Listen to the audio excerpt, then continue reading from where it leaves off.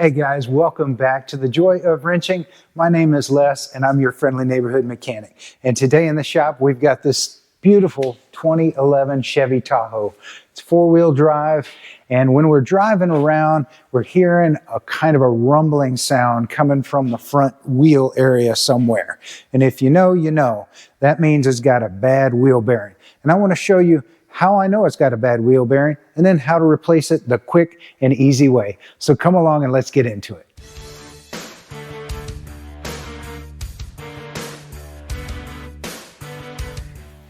When I turn this wheel, when it's up in the air, I kind of hear a little grumbly sound inside the center here.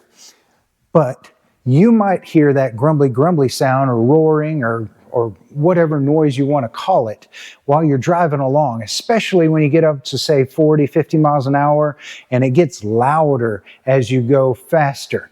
And then as you swerve the car left to right, you might hear it go away and come back, go away and come back.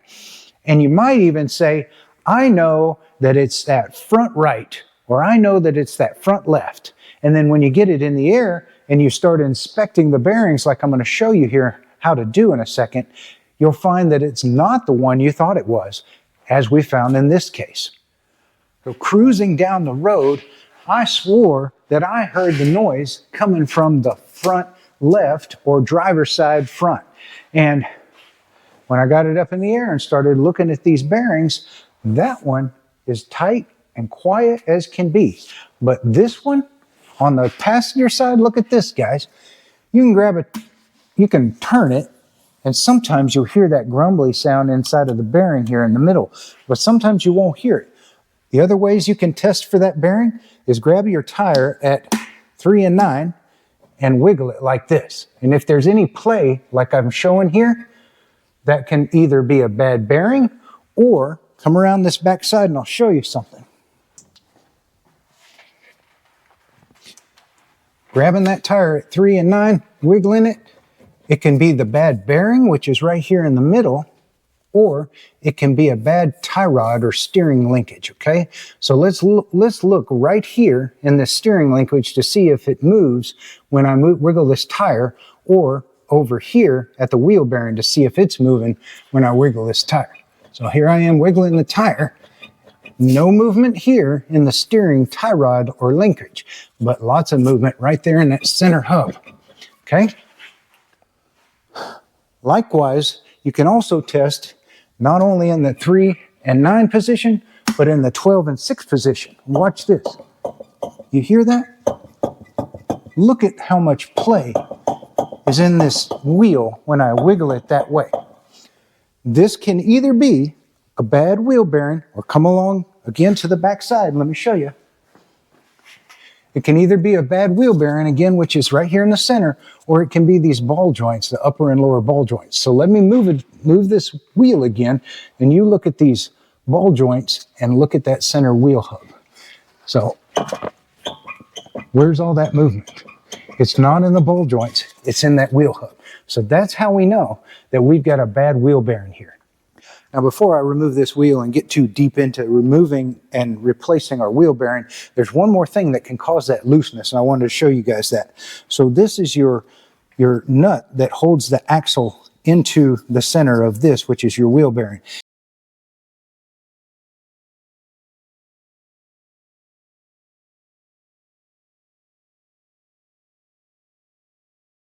And sometimes somebody that installed the last one, or in some freak instances, this nut can back off.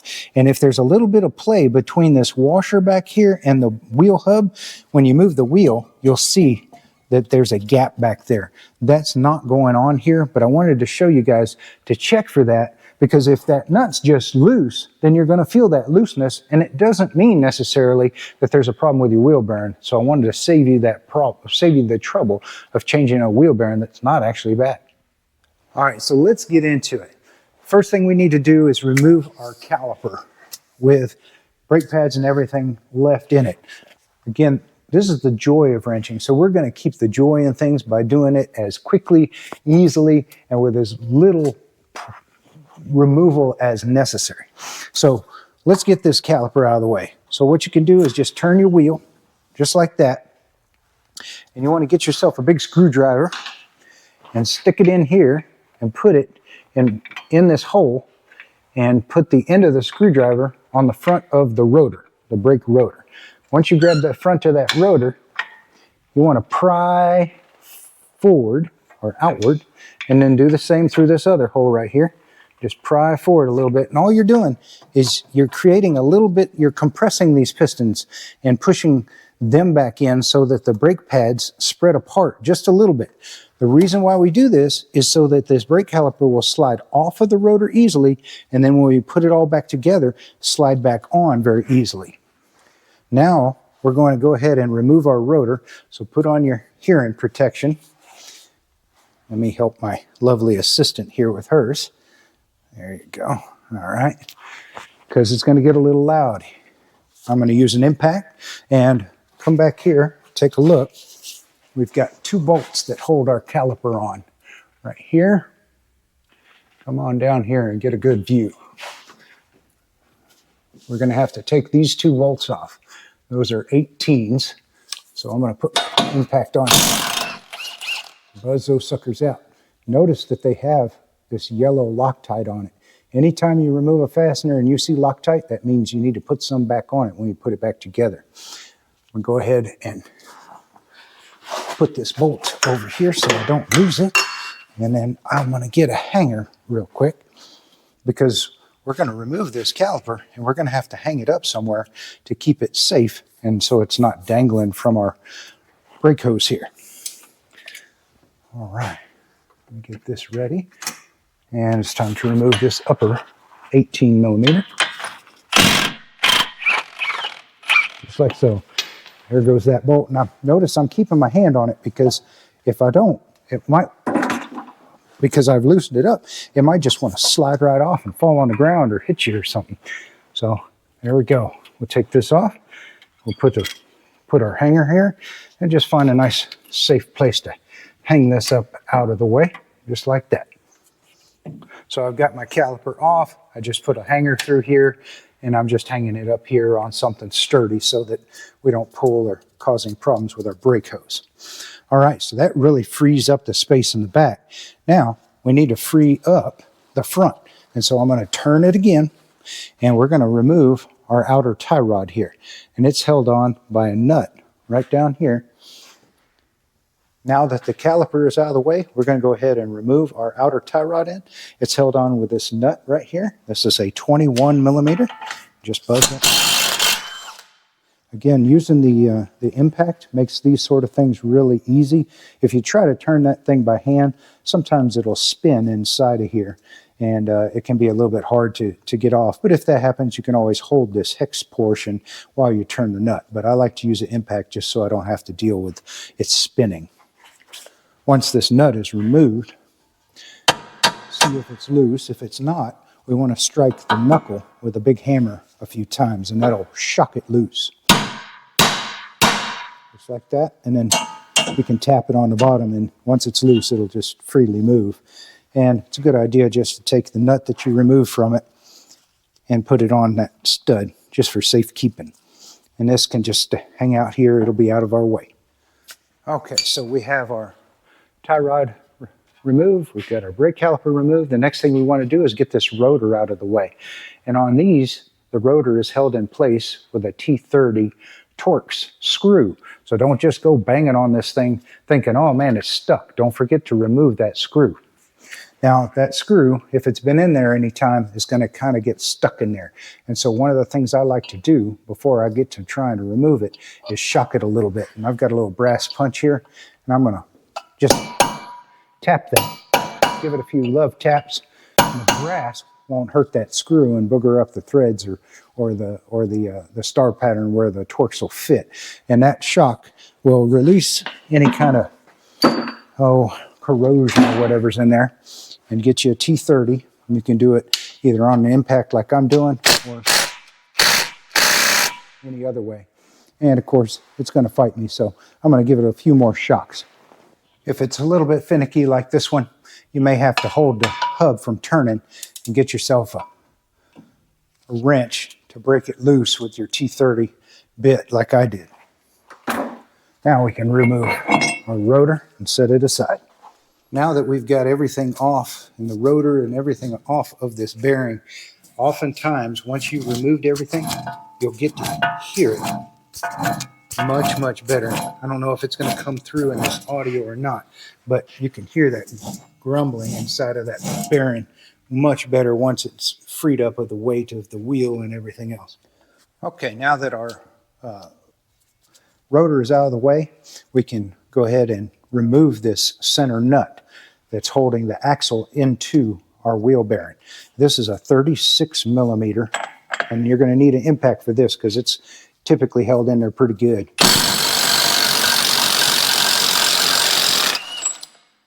There we go. There's the nut, and then there's also a washer right behind the nut, so don't forget your washer. There we go. And we'll set those aside.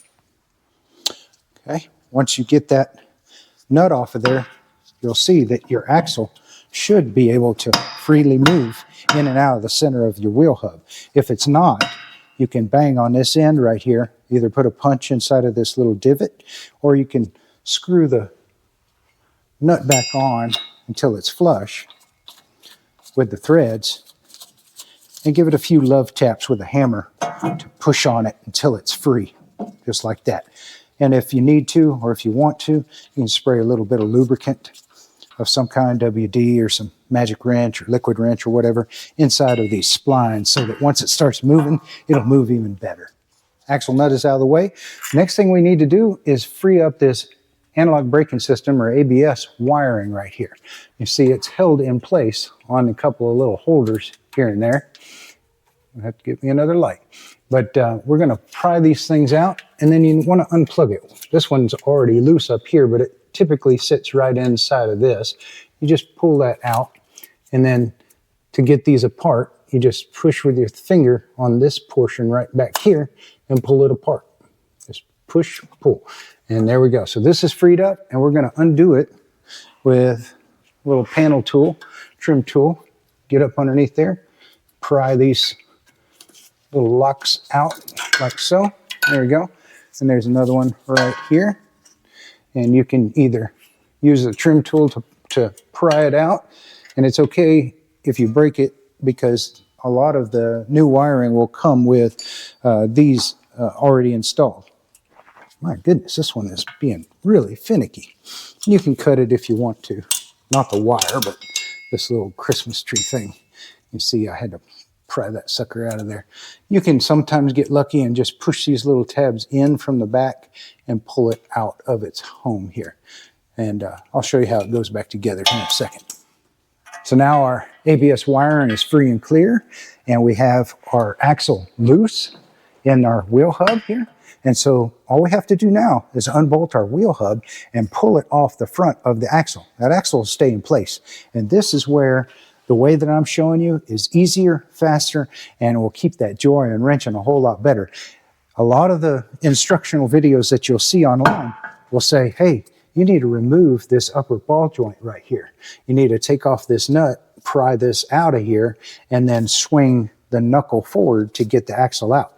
That's not necessary. That's an extra step that I don't think you need to go through. Now, if you have to, so let's say you're in a really corroded area and this is all seized up or something like that, you might just have to do that. But if you're in the South like I am, then this is the quick and easy way to do it. So our wheel bearing is held on to the knuckle by 3 bolts. So come back here and I'll show you. There's 1, 2, and then a third one on the other side. And these are 15 millimeter. And so get you an impact. And you might need a little bit of a swivel like this for that impact. Get your 15 on there, and then loosen these up. You notice that they'll come out even with the axle in place.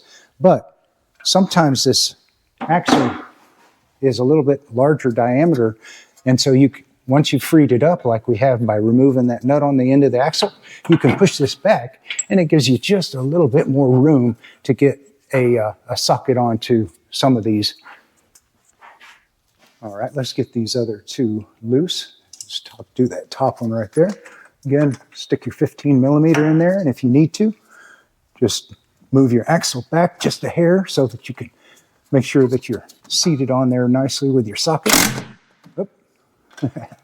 Tried to spin off on me. It's kind of an awkward angle here with the camera and everything in the way, but I don't want you to miss too much. There we go. There's that one. And now let's get this bottom one. Right here.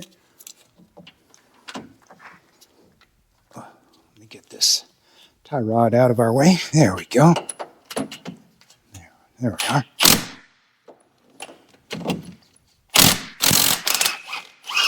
Just like that. Okay. So now, go ahead and remove these guys. Just pull them right back and out. Again, you might have to push the axle back just a little bit if you need to. And if you notice here, come over in front here, look right here. You see that gap right there? Look at that. Our wheel hub is already loose. And so I can just hold and push on the center of this axle while I pull that wheel hub straight off. Just like that. And the back end plate comes with it.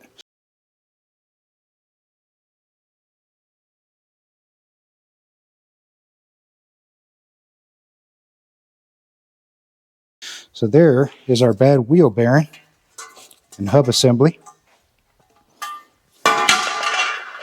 And as I'm turning it, I can feel the bearings inside of that thing. They're just rumbly and grumbly in my hands. But look at that. I didn't have to take off the upper ball joint. Knuckle stays in place, axle stays in place, and we've got access to clean up the bore here, grease everything up, and put our new parts right in place. So now that we have our old wheel bearing and hub assembly out of the way, we can clean up this inside of the knuckle here where it rested. In a lot of places you might have rust and corrosion in here. This one looks like it's been apart before, and so somebody's greased in here, and that was really nice of them because we don't have that problem. We've got a little bit of corrosion, and I've just got a wire brush here. You also want to clean up the splines on your axle shaft here. Just get any kind of corrosion or rust off of that. Clean up back here where it sort of rests up against the back side of the bearing. Get any kind of rusty crusties off of there. There we go. Doesn't take much on this one again because somebody's been in here before, but obviously that bearing they put in here had already failed, so it doesn't have that many miles on it because this truck I think only has 130,000 miles or so. So it's interesting that it had eaten another bearing already. And once you've got all of the rusty crusties cleaned up in here, you can put a little bit of grease inside of this bore, just a little axle grease, bearing grease, whatever you got, and that'll keep it from corroding up for yourself or the next guy. Somebody was kind enough to do it for us, and we're going to be kind enough to do it for the next guy. The other place you want to put some grease is in those splines. This is going to help this axle to slide into the center of our new wheel bearing hub assembly. And you don't have to, you know, cake this thing on or anything like that. It just needs a little coating. And then also right back here where it comes in contact with the back of our wheel bearing hub assembly, we want to coat that as well. There we go. As I mentioned, any of the bolts that you take out that had Loctite on them, you want to make sure that you put Loctite back on those bolts before you put them back in.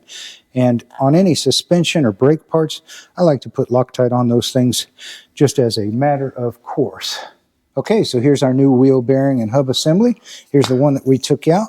Just want to make sure that they're obviously the same bolt pattern, same diameter of hole for the axle. And if you're replacing your ABS wiring, which most of them come with new wiring, you want to make sure that that's the same.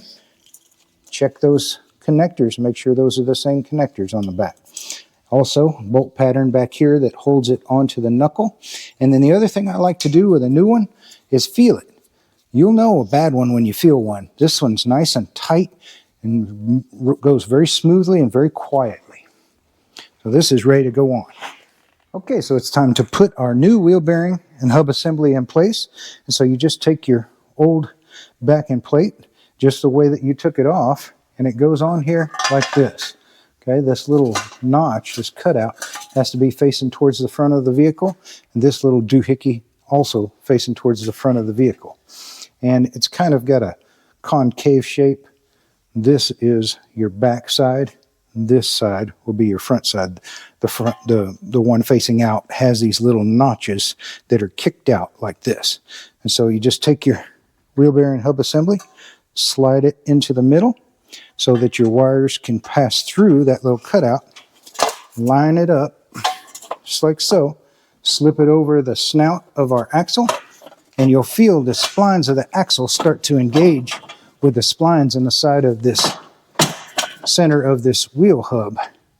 And once they start engaging with that, you can push the wheel hub in place, and it will just, if everything is nice and cozy for you and there's not a bunch of corrosion, it'll just come in here and just fall right in place. And now grab yourself one of your 3 retaining bolts with a little bit of Loctite on it, and you can come in here and put it into the bolt hole, wiggle it a little bit and turn it to try and get it started. You might have to move the wheel bearing hub assembly and the backing plate just enough to where it lines up to where that bolt can go through it again, and you'll feel it start to engage the threads of the wheel bearing hub assembly when you got it lined up right. There we go. I'm feeling it grab threads now, and I can't pull that bolt back out. And so now this is held in with one bolt. I'm gonna go ahead and start the other 2. Now just make sure that you don't pinch this wire behind it. This is going to be your ABS wire that you snake up there. You get the other 2 retaining bolts for this hub. You can just put them in by hand. Come around this side and take a look. You can just put them into the holes by hand, wiggle a little bit, and then turn it, and you'll feel it grab the threads. I can't pull it back out. Here we go. And it should go in nice and smooth and easy by hand because you've got brand new clean threads in the new wheel hub assembly. And here's the last one. I'm come over here and I'm going to put that in place. Again, this axle can remain here, but if you're having a little bit of trouble because this just seems like a little tight spot, just push back on your axle and it gives you just a little bit more room to get your fingers or a wrench or a tool in here to turn that, but I'm not finding that I need to do that. So now that I've got these retaining bolts put in by hand a little bit, I'm going to go ahead and snug them up with my impact. Just snugging these up. We're going to torque them here in a second. You want to make sure that you get all 3 of them so that it comes in nice and smooth and even. Okay, there's 2, and there's our 3rd one. All right, there we go. Now, we need to torque these bolts to 133 foot-pounds. You can do 130, you can do 135. You don't have to be a stickler for it, guys. But let me see if I can get this torque wrench in here so that you guys can see. There we go. All right, so these get torqued to 133 foot-pounds, which is quite a bit. You're gonna need your big torque wrench for that. There we go. We got our wheel bearing hub assembly in place now. You just want to give it a spin, make sure that your axle and everything's moving like it should.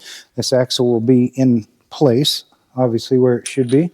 You put your retaining washer and nut back in place, and I like to use Loctite, so I'm going to put a little bit of that on there, and then I'm going to snug this up with the impact, and then this gets torqued to 177 foot-pounds. I'm going to go ahead and snug this nut, this actual retaining nut up. It's 177 foot-pounds to be torqued, but I'm just going to snug it up with the impact.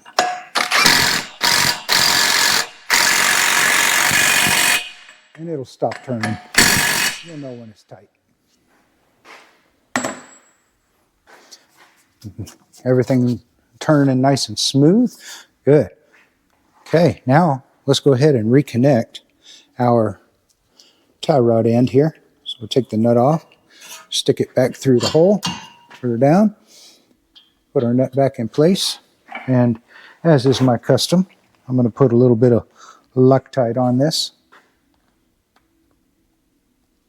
hold everything in place. And this is just medium strength Loctite, so it'll hold it in place, but it will come off.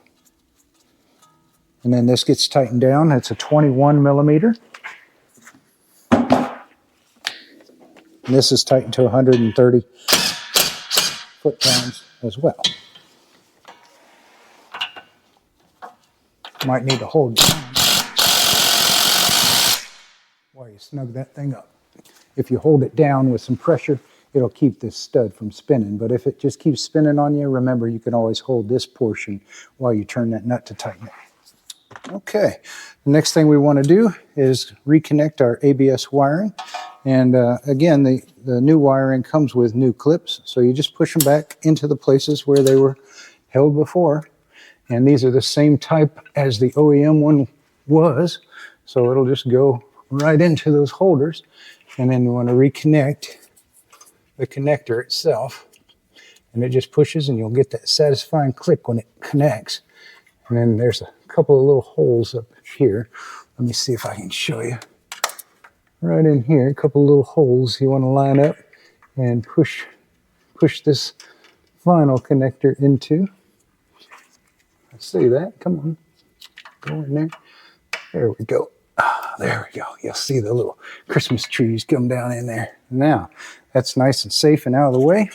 Everything's free spinning. Next step is to reinstall our rotor. All right, let's put our rotor in place, and you'll see it's got a special chamfered hole for that retaining bolt, and there's a spot for that retain bolt. So just line those up, set it up in place, take your retaining bolt, and get her started by hand. There we go. And then you can just snug it up a little bit with your tool, use an impact or whatever. Just doesn't have to be gorilla tight, just tight enough to hold it in place. Let's go ahead and put our caliper back in place so we can take it off of our hanger here. Set that aside. Now, we spread these brake pads apart whenever we took this off. The reason why we did that is so it would come off nice and easy, and so that it'll go back on nice and easy. So look at that, it just slides right in place. And then take one of your retaining bolts with a little Loctite on it. Remember, these had Loctite to begin with, so just set your retaining bolt in place, and you'll feel it grab hold of the threads, get it started by hand, like so. Now it'll hold itself. We can get our other one down here, get it started as well. You might have to kind of wiggle it in and out a little bit just to make sure that you can get those holes lined up. There we go. And we'll tighten these things down. Now these also get tightened to 135 foot-pounds. So I'm going to go ahead and just snug these down with the impact, just much quicker that way. And we'll torque it to 135 foot-pounds. Size of these bolts is an 18 millimeter. There's that one. And then there's that one. All right, final step in this process is to torque our axle retaining nut to 177 foot-pounds. Now, this is going to be, you got to keep this thing from turning while you're trying to torque that thing. So the best way to do it is to lower your vehicle to where you can put a pry bar in between a couple of the wheel studs there, and then stick your wrench on the nut. And while you're turning it, this pry bar will keep everything from turning so you can torque it. Well, there you go, guys. What do you think? Was that easy or what? So hopefully this saved you a ton of time and a ton of headaches, not having to take that upper ball joint off.